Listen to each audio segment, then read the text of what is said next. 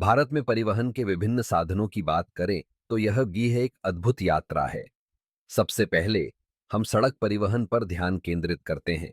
भारत का सड़क नेटवर्क विश्व में सबसे बड़ा है, जिसमें लगभग 6.2 मिलियन किलोमीटर की सड़कें हैं। यहाँ विभिन्न प्रकार की सड़कें हैं: राष्ट्रीय राजमार्ग, राज्य राजमार्ग और ग्रामीण सड़कें।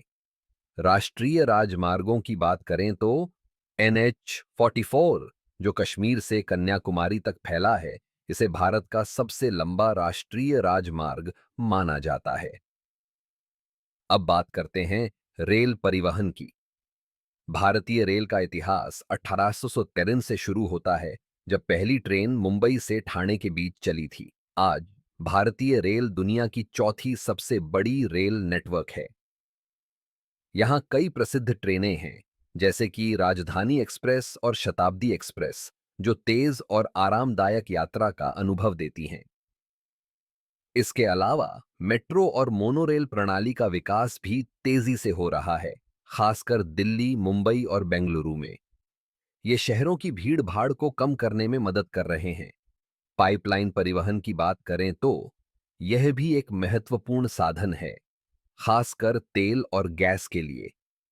भारत में कई प्रमुख पाइपलाइनें हैं जो विभिन्न राज्यों को जोड़ती हैं। अब जल परिवहन पर नजर डालते हैं। भारत के पास एक लंबा समुद्री तट है और यहाँ कई प्रमुख बंदरगाह हैं, जैसे कि मुंबई, चेन्नई और कोलकाता। ये बंदरगाह न केवल व्यापार के लिए महत्वपूर्ण हैं, बल्कि पर्यटन के लिए भी आकर्षण का केंद्र हैं। आखिर में हवाई परिवहन की चर्चा करते हैं।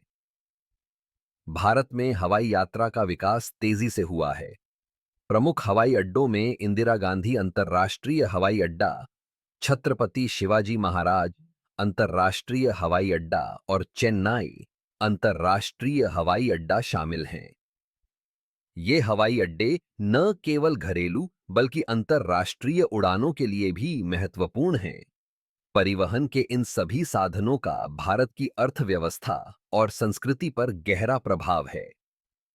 पर्यटन के क्षेत्र में भी परिवहन की सुविधा ने कई प्रसिद्ध स्थलों तक पहुंचने में मदद की है, जैसे कि ताजमहल, जैसलमेर का किला और गोवा के समुद्र तट।